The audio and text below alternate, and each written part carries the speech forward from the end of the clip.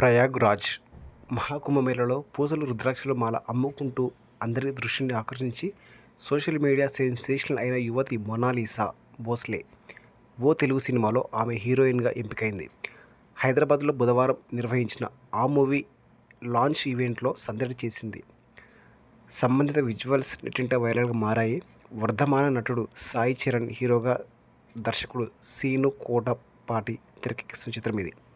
Pan India స్థాయిలో విడుదల చేసేందుకు సన్నాహాలు చేస్తున్నారు.